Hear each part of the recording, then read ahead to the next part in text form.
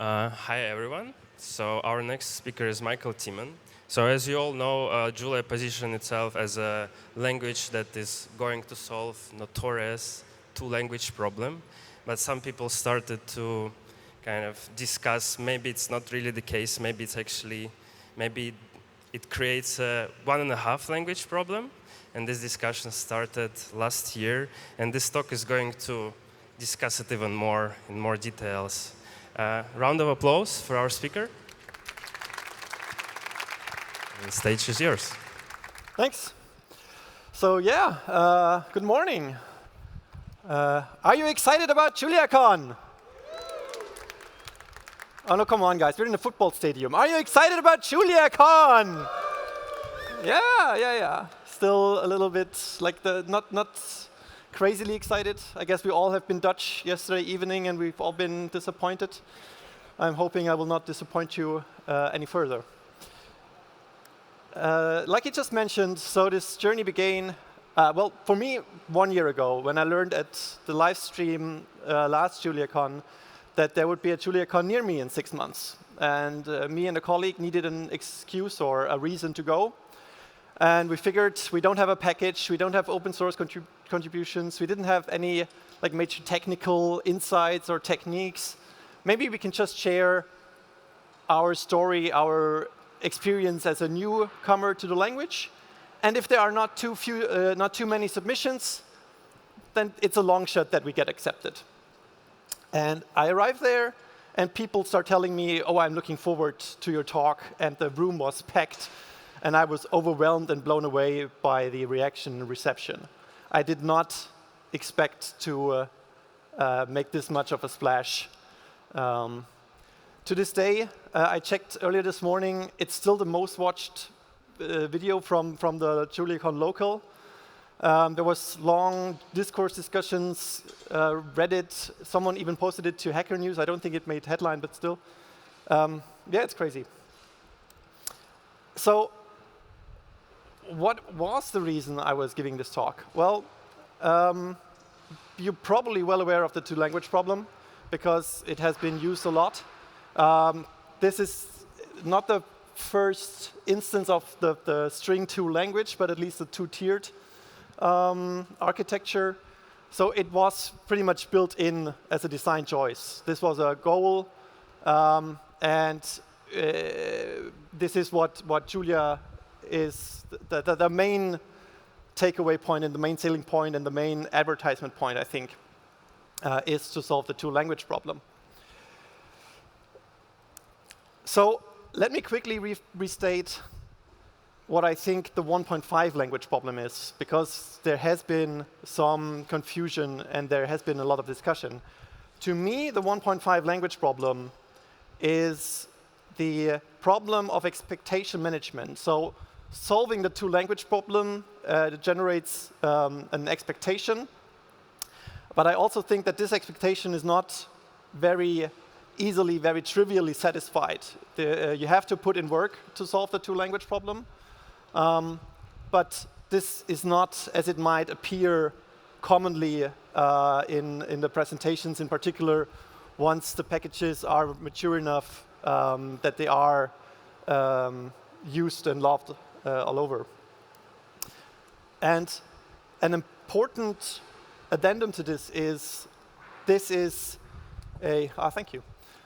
This is a concern about the human experience, not about the technical aspects of the language.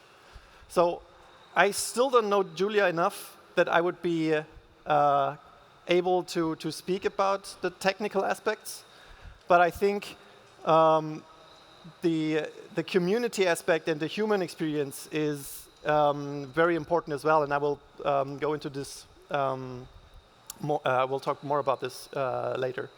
So also this means that this talk was miscategorized. I should have selected the Julia community category.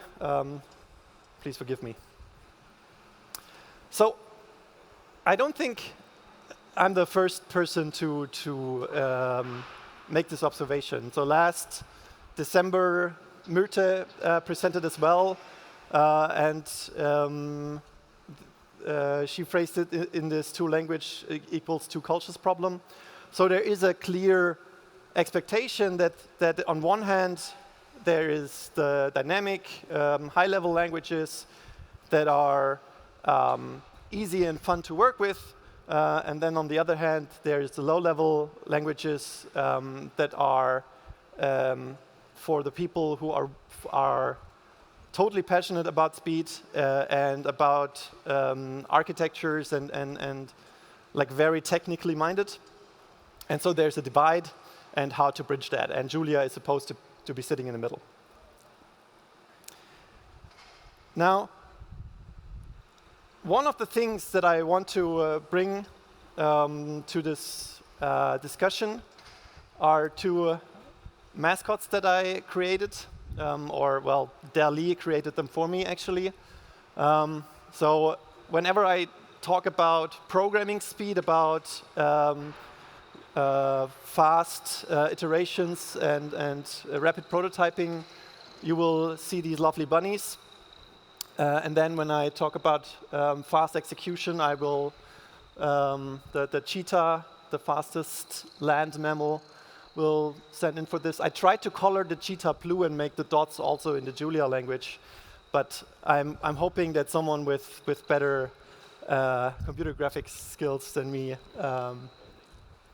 will have a shot at this. So let me recap my perception of what the discussion was after the talk and online and all over. So one feedback that I got was, okay, the view that just porting it to Julia was totally naive. So before I started programming Julia, this was how I perceived where sort of the speed versus rapid development trade-off would be happening, right? So with C, you don't have rapid development, but you get blazingly fast speeds. With R, and you might not get the very fastest speed, but you have nice high-level development. And just by porting it to Julia, I will participate in some speed at least. Like this was my belief. And to be fair, yes, this was totally naive. I realize this now. I took in too much of the advertisement, and then I got carried away. I wonder, though, where I might have gotten this view from, right? So I still believe that the continued emphasis that the speed and the rapid execution gets at conferences, let's say, colors minds of people outside of this community. I'm hoping that most newcomers are not as naive as I was, and I'm hoping that I'm just weird, but maybe I'm not. So obviously, the next thing is, yeah, this is the realistic expectation you have. If you are new to a language, you will probably not use it to, well, not correct, I don't want to say correct, but you will not exploit all of its capabilities. And so this is particular with respect to runtime. You will be slow. So it's a sort of like a corollary. I can program slow and messy code in any programming language, and if you apply yourself, you can too. I believe in you. But also the flip side, of course, is don't expect to be using the language to its full capabilities when you just start out. And then there will be a learning curve, right?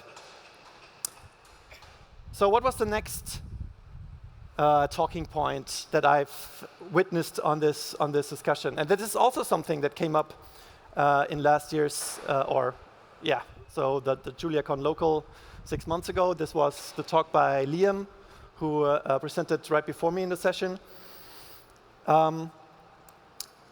And he said, okay, this is a multidimensional problem. And this is something that was resonating with people. It's not a bug, it's a feature, and it's an orthogonal feature, if you will. So this one-dimensional graph that we've seen earlier, so Mircea presented this across the x-axis, I presented it across the y-axis. It's really living in a two-dimensional space where you have rapid prototyping in one axis, you have rapid execution on the other axis, and you try to go with the language as much to the upper right corner as possible. You want to have both.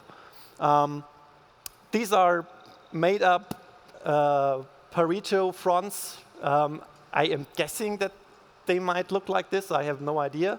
I'm thinking that this is really how it's perceived as well. Also, as a side note, if you would scroll in, if you would zoom in on the Pareto curves, they would look like fractals a little bit.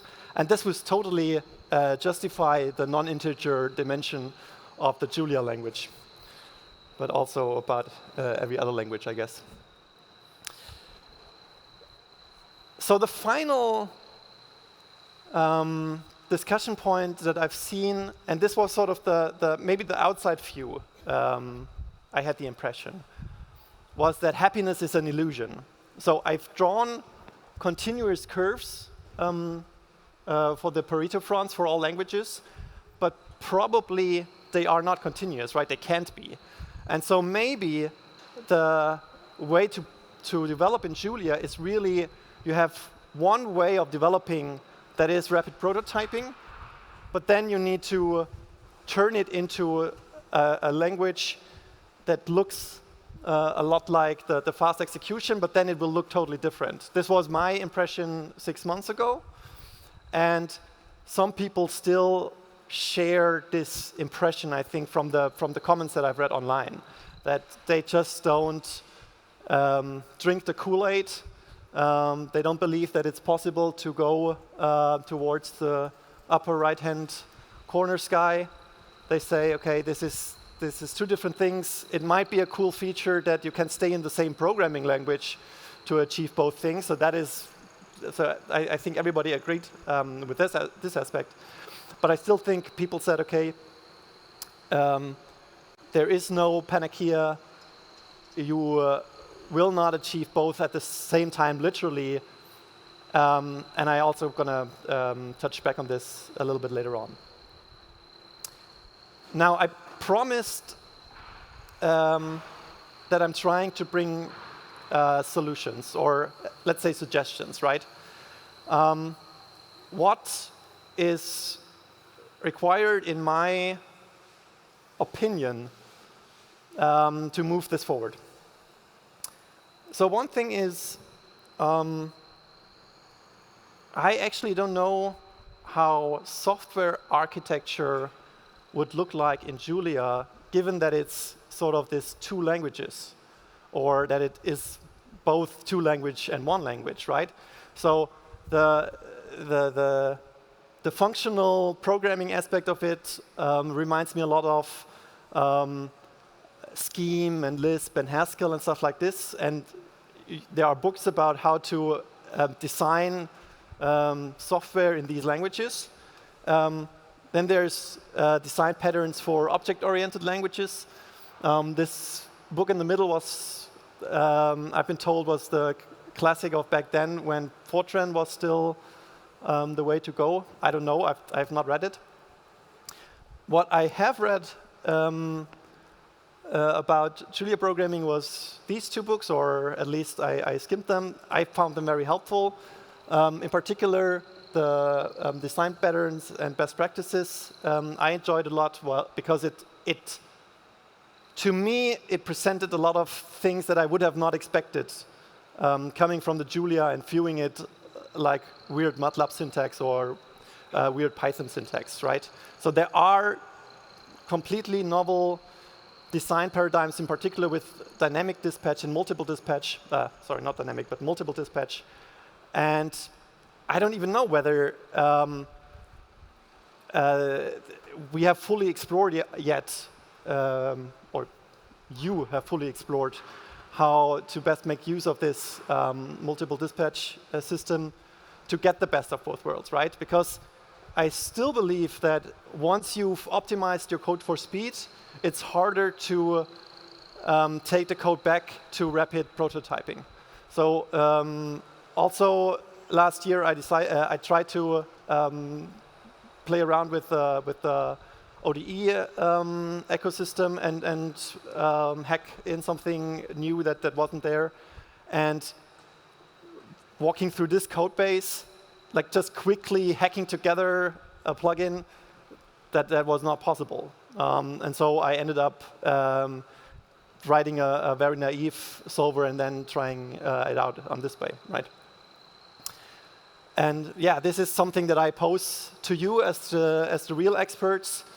What are the high-level approaches to think about the package that you want to write, that it will maintain extensibility, but also achieve the speed. And yeah. With respect to this, so Jorge gave me a shout out yesterday. Today I will return the favor. I was totally unaware that he was going to present this talk, but I am very much looking forward to it because from my expectations, I think his ideas are going in a similar direction. Also, yesterday during the State of Julia, there was the modern Julia workflow website, and I also enjoyed this a lot. I think I only found it after I had the prototype developed, so that is my excuse. But I think those people are also doing a very good job. About the expectation management. So maybe if you look at the tutorials, you realize that some tutorials present rapid prototyping and some tutorials present ideas for rapid execution. And feel free to use these logos. I also tried to maybe even have a scale where you could see on the lever whether this is a balanced approach or one favors one over the other. You could also think of further categories, right? So some people want to be hardware specific, and you could maybe have a magnifying glass, or someone wants a high-level view, and then you have binoculars or something. I don't know. Some people like notebook development. Some people like are interested in app development, and then you could have all these icons, and then a newcomer who wants to see, okay, what is this text about, or what is this resource about, can quickly tell what is the expectation that I should have. I don't know, maybe. But so most importantly, I want you. And I mean, probably for the people who are sitting here, I don't have to say this because you are here because you already have a vested interest in Julia. Is this the camera for the live stream? I want you at home, right? I want the people who have not yet contributed. I want the people who think maybe I don't have anything to contribute. I will disagree with the State of the Julia presentation yesterday. They said the easiest way to contribute was to contribute a package or add to an existing package. I think the easiest way to contribute is to start writing up your learning journey, start helping improvising the documentation. I was so excited after last year's event that I wanted to contribute to the core language, and I was in this bubble of new contributors with, like, I think 8 lines of docstring. So no technical contribution, but still, and I feel very happy, and I'm very proud of it. But also think of all the other ways the community can spread love, right? So the way I learn most is to sit down with a colleague who is more experienced than I am, or maybe even as inexperienced, but still like talking about, okay, why did you do this? Wait a minute, why aren't you doing this and stuff?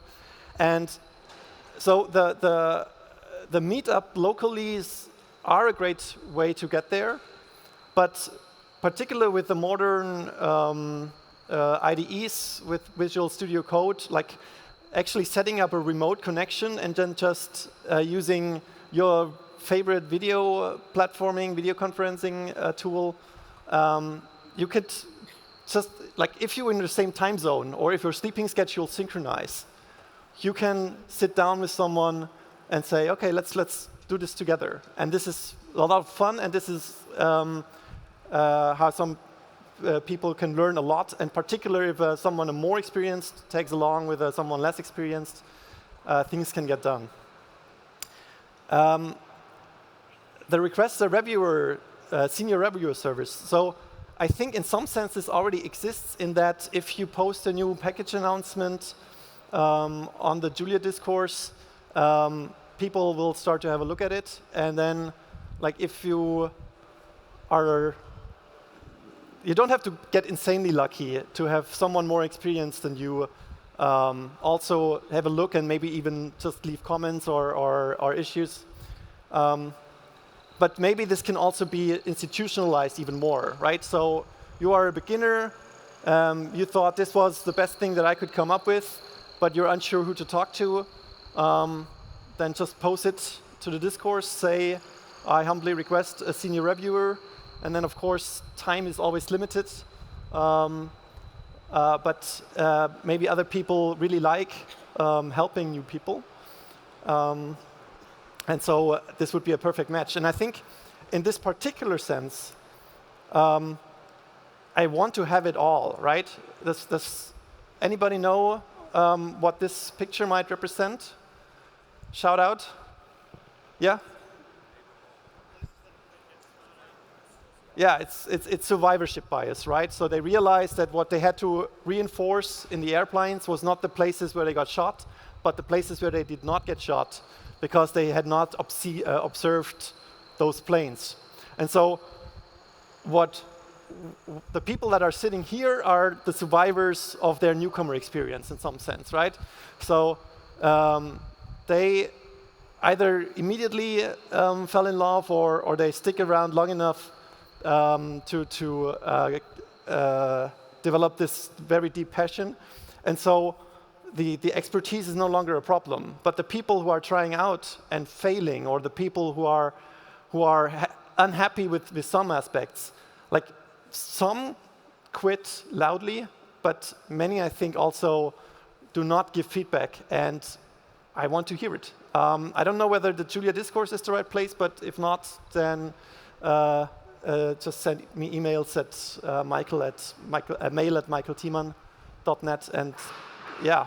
So be kind, be considerate, but just talk with people.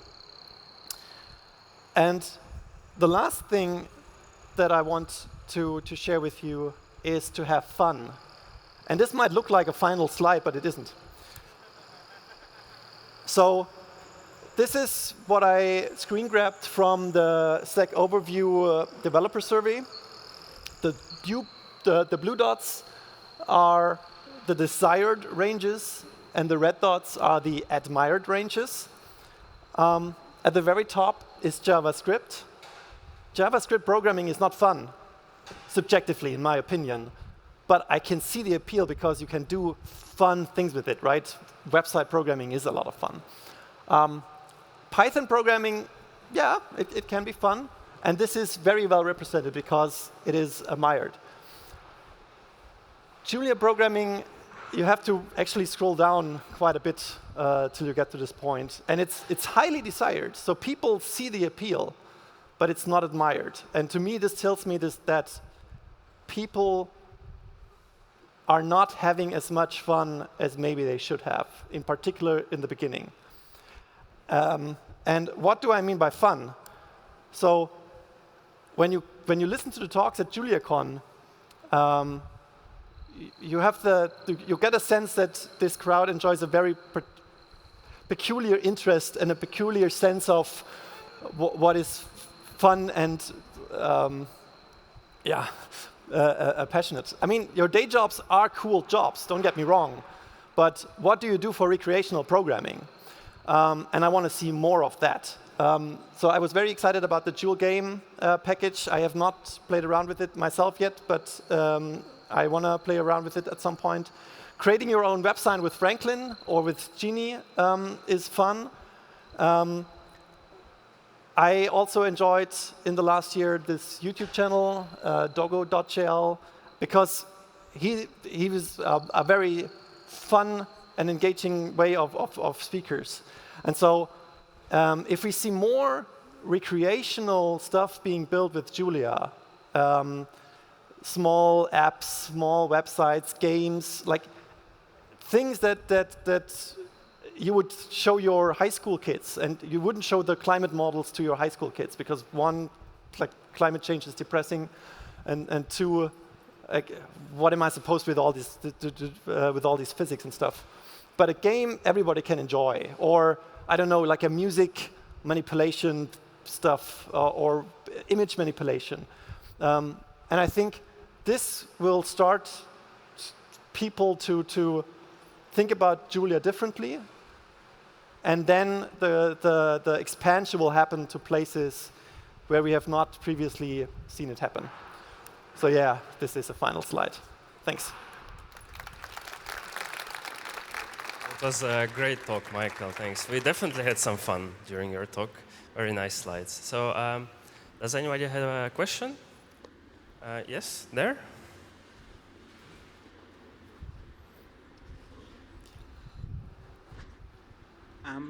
So there's this notion of with software mid-life cycle loss of generality. This notion is sometimes referred to as a bad thing, where the software, when it was first created, was very general, very flexible, and then as time goes on, and maybe the original developers have left, or but the software has been used for quite a while, and it becomes harder to develop, it becomes more restricted, less able to add new things to it, more focused on the main task it's being used for, it becomes harder to generalize later. Or sometimes it can be talked about as a good thing, like you didn't really understand the problem domain when you started, so you made this super general solution that doesn't really work that well for the particular domain you have. And so as it loses generality, it gains focus and specificity. I was wondering if you have thoughts on this and how this fits into your Parento frontier, I guess as software ages over time, when we start talking about Julia code bases that have been developed for the last 5 years, and now we have code bases that are 12 years old written in Julia. So I think that you might actually be more apt to talk about this than I am, because I am a newcomer. I'm going to just cower it out of this and say, please discuss this on the discourse, like after this week, or maybe during coffee later today. I would expect that having a package, like having two versions of a package, that one is not yet optimized and one is optimized, might be worthwhile, but it's also going to be maintenance hell. Yeah, people with better technical insights than me, feel free to share. Sorry.